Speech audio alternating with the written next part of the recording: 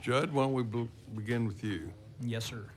Chairman Darby, members of the committee, for the record, Judd Messer, Texas Vice President of the Advanced Power Alliance, here today in a neutral capacity.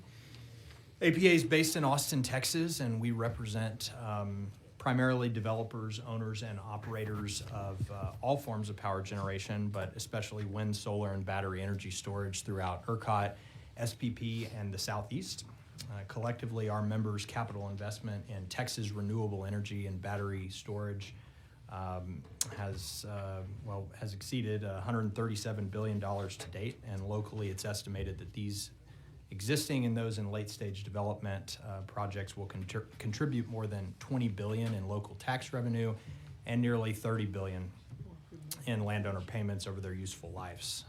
Texas is leading the nation in advanced power deployment, and the benefits to our economy are vast. As I'm sure you're aware, Texas ranks first in the amount of installed wind and utility-scale solar with over 68,000 megawatts, trails only California in installed battery storage capacity with just over 10,000 megawatts. These resources are making a significant impact on grid reliability, and wind and solar served over 1/3 of total ERCOT demand in 2024, and battery storage often answers the call during both the summer and the winter months, when in previous years we have had chance or had a hard time keeping pace with demand. Since the start of the new year alone, our technologies have each set records for maximum contribution to the ERCOT grid, including on January 24th, when wind and solar set a record of over 39,000 megawatts. And just yesterday, the two technologies set a record serving over 76% of load that was needed yesterday. In addition to reliability, these zero fuel cost resources have increased affordability in Texas. A recent study from the University of Texas at Austin estimates about $1 billion a month in wholesale power savings. And affordability is the key factor that's driving the customer demand for the product here in Texas as well. Most of my companies and Mark's finance their projects through long-term fixed price contracts called PPAs, or power purchase agreements, and those are typically with commercial or industrial consumers of power. The lower cost energy and price stability provided by a PPA enables businesses to keep their operating costs low, helps justify additional investments, and attracts further economic development. As you can see, APA member companies play a vital role in attracting many of the industries that fuel Texas' ongoing economic success. Alongside customer demand for cheap power, explosive load growth is driving the need for new power generation as well. As I'm sure you're all aware, ERCOT is estimating that we could have 150 gigawatts at peak load by 2030. That's like 75% more than we're experiencing at peak right now. And with this rapidly increasing load growth, we're going to require more of everything and all of the above to serve that demand. And the resources of APA member companies, as those that are quickest to come to market, are going to have a significant role in meeting those needs. As we look towards serving that increased demand, you'll see that the ERCOT queue lists more than 35,000 megawatts of wind and solar in late-stage development, more than 15,000 megawatts of battery storage in late-stage development. A deeper dive reveals that over 30% of the storage projects that are in late-stage development are co-located with another resource. As you can imagine, it's mostly solar. But I bring it up because it demonstrates that, especially over the last few years, market forces are working. They're telling energy investors what to bring to the market based on what financial incentives will be there for them. And so it's really encouraging. Additionally, and as you're all aware, the Texas Energy Fund is working through implementation to finance another 10,000 megawatts of proposed thermal generation projects. APA members do continue to experience significant curtailment of the power that they generate. Obviously, that impacts not just grid reliability, but also those local taxes that are paid and the landowner payments that come to bear. Excuse me. While this does present a challenge for APA members, it's also carries a steep financial burden for ratepayers here in ERCOT. Over the last 3 years, you're looking at $7 billion in real-time congestion costs. And while we're very enthused by the investments that were made in transmission last session and are being considered at the PUCT right now. I think we've already seen that more is going to be needed. We appreciate your efforts last session and the bills that you've filed this session as well, Chairman Darby. Point is, if we're going to continue fueling this economic growth, we've got to have more transmission. We've got to be able to move the power that we have. In recent legislative sessions, there have been significant steps taken to improve grid reliability. And given this progress, our hope for this session is that market stability will be prioritized and that we allow those recent reforms to kind of take shape and we get some data on whether they're working or not before we do anything to add too many more costs on consumers. If it is deemed that more reforms are needed, we're hopeful that the legislature will continue down the path that we've been in here in the ERCOT market for decades now of open access and non-discriminatory treatment, as they're fundamental to maintaining a competitive market and have done well in delivering affordable and reliable power. I'll close by saying, rather than focusing on how individual resources perform in a silo, and the legislature has done this in prior sessions, and we hope they will continue to, you've got to look at how things work together. It's a system, and a grid that leverages the strengths of wind and solar and storage alongside of a robust fleet of thermal power, makes forward-looking investments in transmission. That's how we're going to have the most efficient, cost-effective grid here in Texas. So appreciate the opportunity to be here with you today, and we'll do my best to answer any questions that you have. Thank you. I think, Ben, you're next. Thank you, Mr. Chairman, Dean Craddock, members of the committee. My name is Ben Seabury. I'm appearing as General Counsel for the Texas Geothermal Energy Alliance, and I'm speaking in a neutral capacity. The Texas Geothermal Energy Alliance is a Texas-based, Texas-led advocacy organization, obviously for the purpose of advancing geothermal energy in Texas.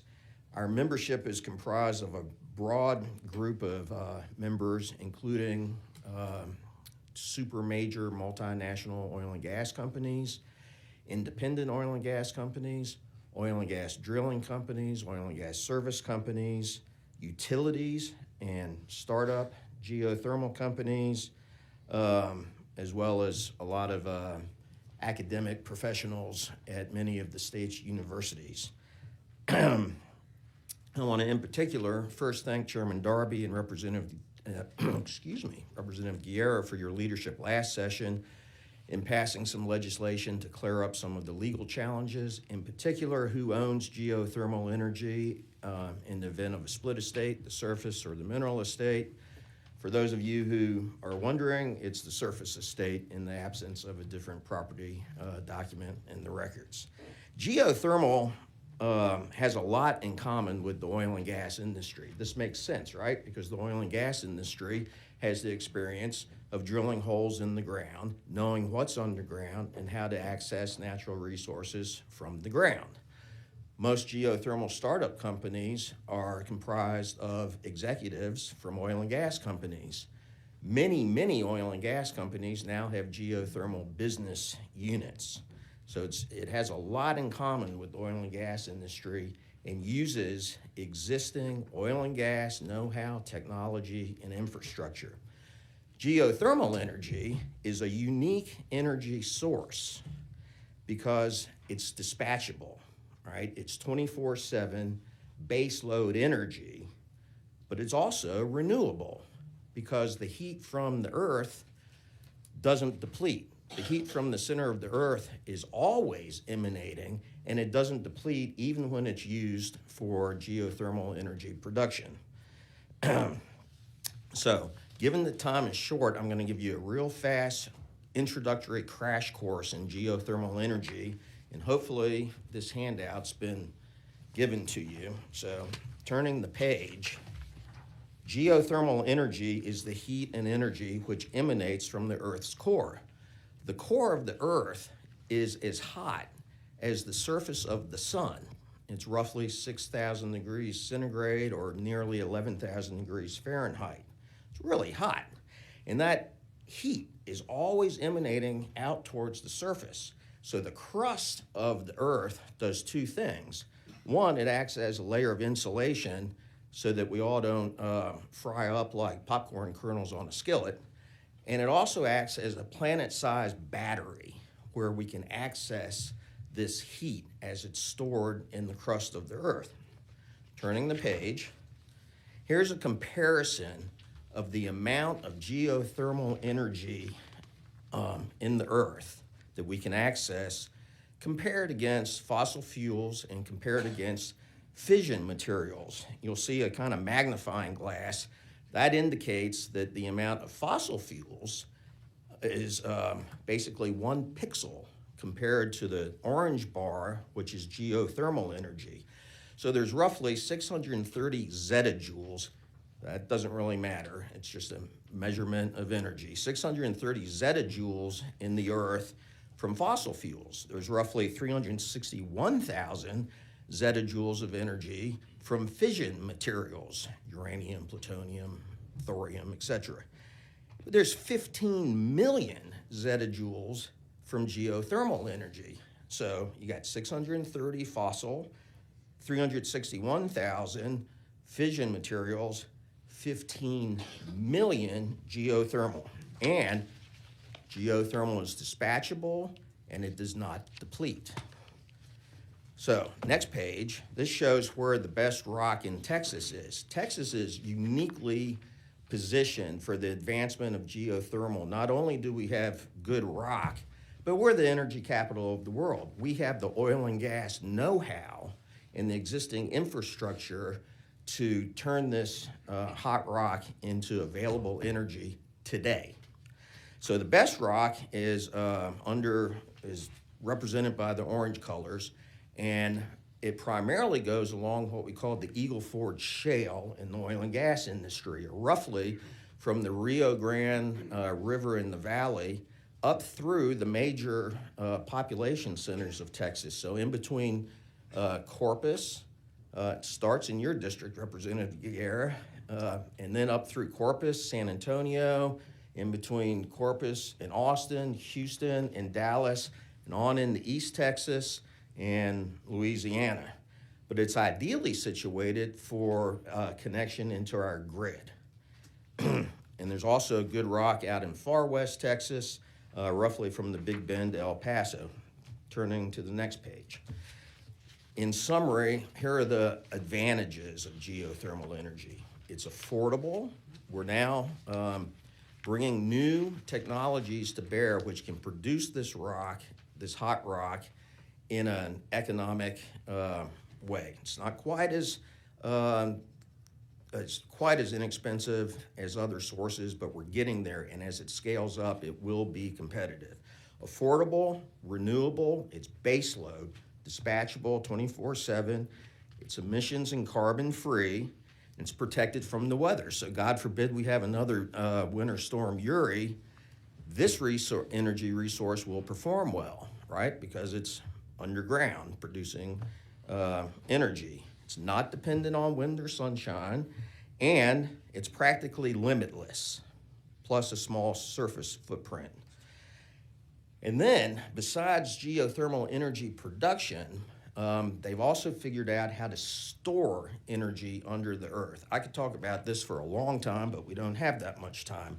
The basic idea is they can use abandoned oil and gas wells or drill new wells, and they can do it in a way where it backs up any source of energy. It can back up a natural gas plant, but more typically, it can back up wind or solar. And it turns wind or solar into 24/7 dispatchable. It solves the problem of intermittency and curtailment. It does this because they can cycle the water in the well so that they produce 24/7. It doesn't run out like a battery. It'll work around the clock, around the week, around the year. Turning to the next page, what we're looking at is a geothermal revolution very similar to the shale revolution. Geoscientists always knew for literally thousands of years that there was oil and gas trapped in shale rock. They just didn't know how to get it out in an economic way. But George Mitchell solved that problem roughly in the year 2000, and when he did, suddenly everyone wanted to drill a horizontal well and frack it. And we went from being the #1 oil import country in the world to the #1 producer in the world of oil and natural gas because of the shale revolution led in your district, Dean Craddock. Well, similarly, geoscientists have always known that there's a tremendous amount of heat in the earth, but they just haven't been able to get it out in an economic way. They've now solved that problem. I'll try to wrap up quickly, sir. One big vote of confidence is the United States military. The Department of Defense is behind geothermal in a huge way. They've published a goal that they want to have a geothermal plant on every single Army base in the United States and across the world. And if you think about it, this makes sense because, God forbid, in the event of hostilities, where do we or our enemies attack? We attack the grid. And if you're attached to a grid that brings power into your military base, you're vulnerable. But if your power comes from underneath the ground, in the middle of your military base, you're not as vulnerable. As we've heard, you all know, ERCOT projects a doubling of electricity demand. Where's it going to come from? It can come from geothermal. We can be part of the solution. There is a multidisciplinary report that says if we have 15,000 wells drilled a year, in 4 years, we will equal the amount of all electricity produced by natural gas. The only thing holding us back is access to capital. So in conclusion, the one big ask that we have this year, Mr. Chairman and members of the committee, is for you all to allow the geothermal energy greater access to the Texas Energy Fund. Thank you very much. Okay, before we go to the next panelist, let me say that I've been called to task by the committee gods. They don't like the way y'all are announcing who you are and who you represent. So I'm supposed to ask, we have you as Ben Seabury, General Counsel, Texas Geothermal Energy Alliance, and you're here testifying neutrally. Is that correct? Yes, sir. Okay. Mr. Judd Messer, Vice President, Advanced Power Alliance. We have you testifying neutrally. Is that correct? Yes, sir. Okay, good. Check, check. Now, Ms. Susan Shiflett, you're the Executive Director of the Texas Hydrogen Alliance, and you're here testifying neutrally. Is that Yes, sir. correct? Okay. So why don't we just go ahead and do you also, Mark? You're Mr. Mark Stover, Executive Director, Texas Solar and Storage Association, and you're here testifying neutrally. Is that correct? That is correct. Good. We beg forgiveness from the committee gods. Okay. We've only been doing this for a while, but evidently we hadn't been doing it right. So anyway, Susan, go ahead. Thank you. Good afternoon, Chairman Darby, Dean Craddock, and committee members. My name is Susan Shiflett. I am the Executive Director of the Texas Hydrogen Alliance. Our alliance is fairly new, about 3 years old. We have members that range from large oil and gas company, large hydrogen producers, and large renewable companies, all the way down to smaller and medium producers and OEMs and refueling operators. I'm here to give you an update on hydrogen. In June of 2023, the U.S. National Clean Hydrogen Strategy was released. It had 3 goals: to target strategic high-impact end uses, reduce the cost of hydrogen, and focus on regional networks known as the hydrogen hubs. For Texas, we are primed to be a global leader in hydrogen. We currently produce 33% of the U.S. hydrogen. We have a highly skilled workforce with 11% of the U.S. energy jobs. We have the largest energy manufacturing cluster. We have access to low-cost natural gas and large renewables and a large renewable market. We have more than 1,100 miles of hydrogen pipelines, the largest in the nation. Finally, we have 3 of the 6 hydrogen storage caverns in the world right here in our backyard. With these assets, Texas is key to this industry. Key Gulf Coast hydrogen applications include ammonia exports, heavy-duty transportation, energy storage, and process heat. Last session, Chairman Darby sponsored a bill that created the Texas Hydrogen Production Policy Council. As Chairman Craddock noted, the 10-member council released its report in December. Their main goal was safety, environmental protection, and regulatory clarity and efficiency. A few of the key findings from the report noted that regulatory oversight is key to achieve safety and environmental stewardship priorities in Texas. The hydrogen industry is a mature, well-established industry in Texas with an excellent safety record. Conventional hydrogen regulation is well-designed and should be focused on emerging applications. They should maintain current regulatory framework. Railroad Commission has oversight of the hydrogen storage and transportation of the fuel. Pipeline material regulation should be recognized different from each product mix. We should also support training and education. Emphasis on continued streamlining and simplification of the permitting process is needed, and support for low-cost, reliable supply of hydrogen feedstocks should be continued. And finally, we need to review potential for the export markets and the infrastructure readiness. Last session, Chairman Landgraf sponsored a bill that created the Texas Hydrogen Infrastructure Vehicle and Equipment Program. This program falls under the TCEQ TURP program. In the first year, T-Hive received $38 million worth of grants. We only had allocation for $16 million. This is a horrible problem to have in session. Additionally, the North Central Texas Council of Governments has received a $70 million grant to fund up 5 hydrogen refueling stations. They've partnered with Pilot Flying J to put these 5 stations in the Texas Triangle. To assist these heavy-duty vehicles, the H2LA project led by GTI Energy seeks to establish a hydrogen refueling network corridor from Houston to LA along I-10 and the Texas Clean Triangle. Finally, some of the biggest news came out in October 2023.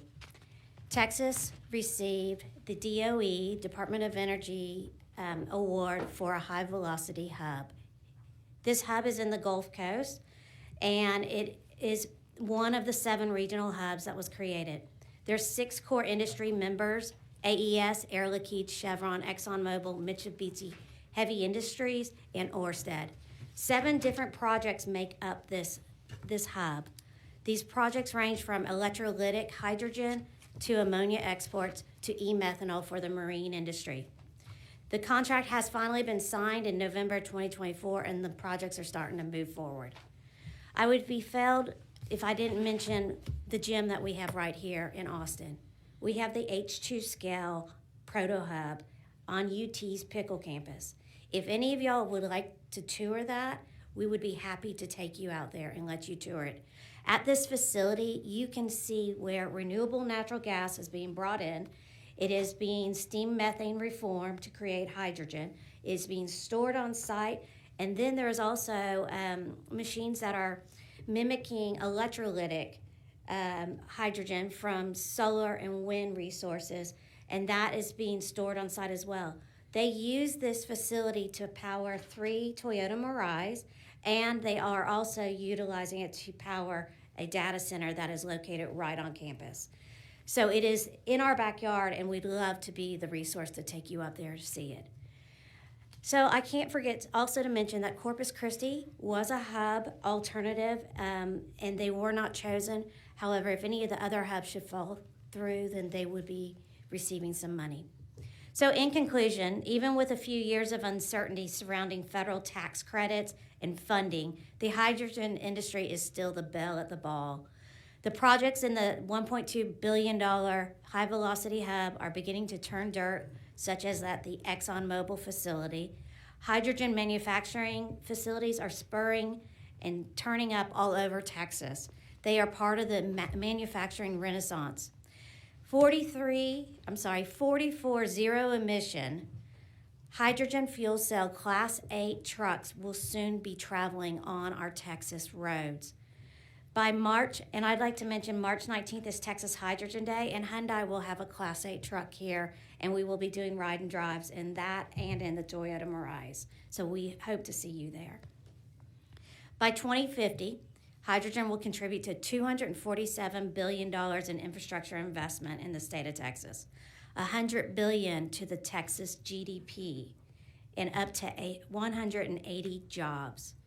Texas is leading the way in energy expansion, and we will be the global hydrogen leader. Thank you. Thank you. Mark? All right. Good afternoon, Mr. Chairman, committee members. My name is Mark Stover. I'm the Executive Director of the Texas Solar and Storage Association. I'm here in a neutral capacity.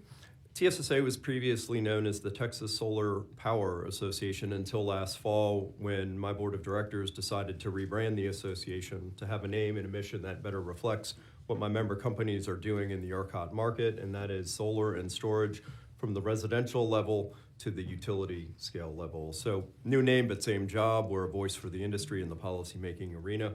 Appreciate the opportunity to be here today, and I look forward to working with this committee this session.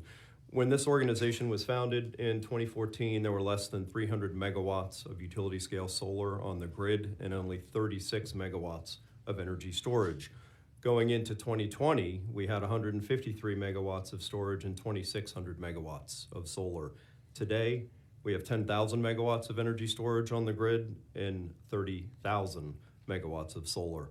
Solar and storage, as Judd mentioned earlier, are the quickest technologies that we can develop and deploy on the power grid throughout the state, again, from residential to the utility scale level. Solar is a predictable source of affordable, clean power generation. It today is providing approximately 10% of ERCOT's electricity. That is up from 7% last year. Solar is contributing on a regular basis during the summer peak. I think we all know that. But solar has also set several new generation records this past winter. Energy storage is the most flexible, dispatchable technology on the grid. On a standalone basis and on a co-located basis, solar and storage are increasing grid reliability, creating more affordability in our power prices, and creating economic benefits for communities and landowners. Lastly, solar and storage are helping to meet our incredible growth in electricity demand. As you may know, energy storage responds exceptionally well to shifting grid conditions, whether it is during the evening when the sun is setting, in the morning before the sun comes up, whether it's unexpected outages from thermal assets, variations in wind output, grid frequency changes, or missed load forecasts. It is a very flexible tool that we have on the grid. I might argue that it's the grid's Swiss Army knife. It's something that can also address congestion issues, which was mentioned earlier today.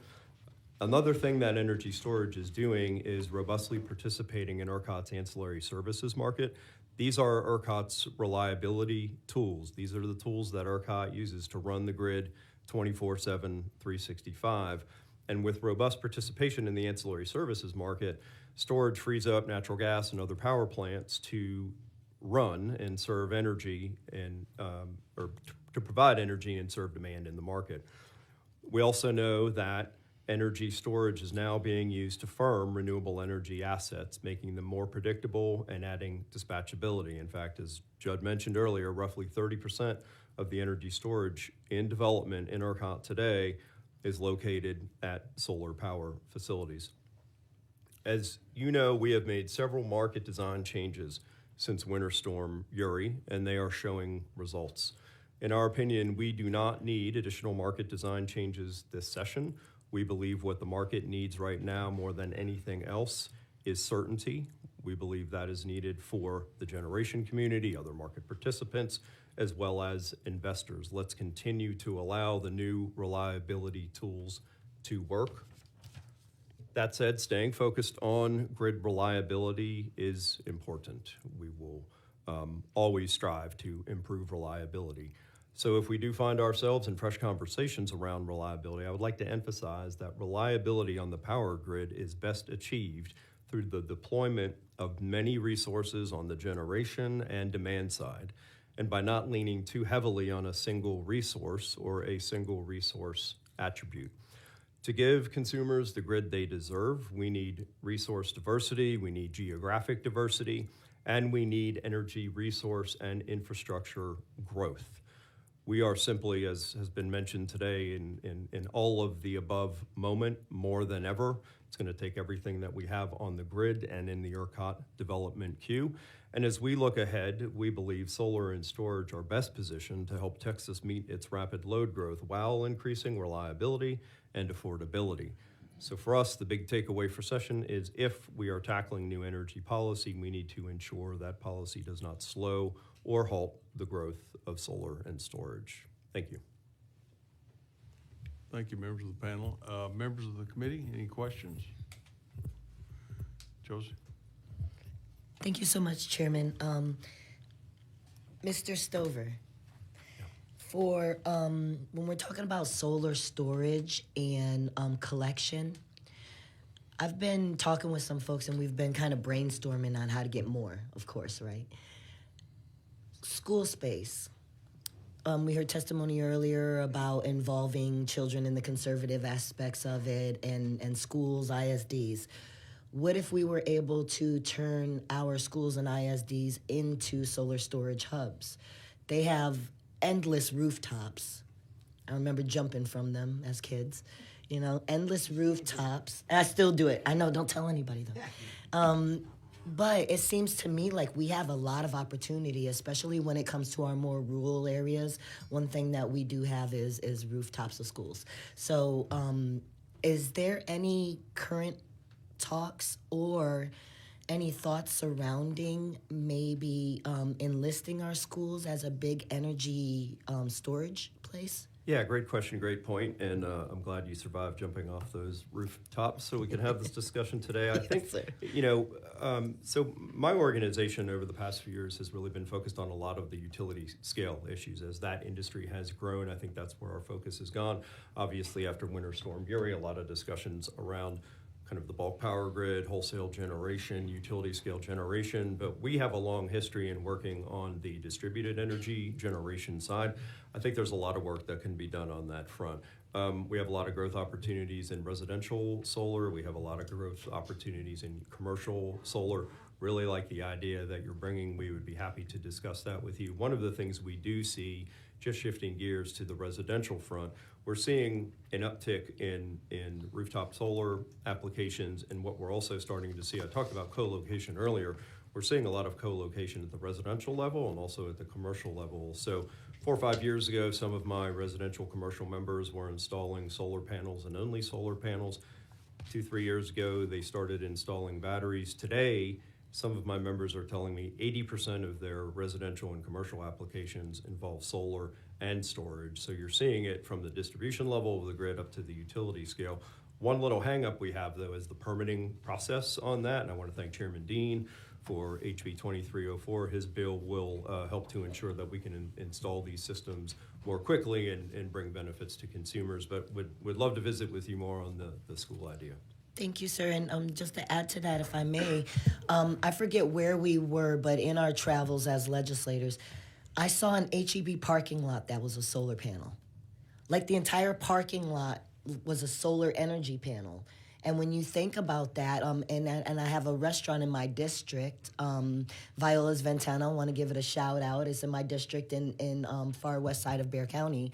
But their parking lot is also a solar panel. These are very creative ways that I think we might get a little bit more bang for our buck, especially coming off the winter storms. But even more specifically, when I think of schools and ISDs, we have some issues with some of our buildings being old or requiring maintenance, what have you. Well, what always happens in the wintertime, that's when our systems all go down. It just seems like we might be able to come together and really make a good impact there. Agreed. I think we can do a lot more on the smaller scale. Yes, sir. Thank you. Thank you. I think we're going to have to go to the floor here in a second, but did you ever think that you would learn about zettajoules? Huh? Really, you're supposed to learn something every day. That's my factoid for the day, zetajoules. And to Josie, to your comment about your Army bases, the microgrid for every base would be a wonderful objective, so. May I have one more question? Yes. For geothermal, my apologies, sir. I'm a little disappointed that it wasn't just a bunch of hot springs we were going to go lay in. But I will ask. So you mentioned certain parts of the state being more conducive for geothermal activity. I'm having a hard time wrapping my brain around military bases being able to tap into geothermal and say, Minot, North Dakota. I'm sorry? In like Minot, North Dakota, or some of those northern states where we might not have as proximity of access to the core. Is there a difference in distance? You don't have to have a hot spring now. That's the old geothermal. The new geothermal is accessing hot rock, and you bring the water to the rock. And hot rock is literally everywhere. Some places it's better, it's closer to the surface, but hot rock is underneath the surface all over the planet. Right, Even so it in wouldn't. even in North Dakota. So it wouldn't matter in terms of geographic location in the United States, perhaps. Of course, you're going to have some places that are better off, of course, but it could still be accessed in the same way. Yes. Okay. Thank you. Okay, members, any other questions? Okay, thank you, panelists.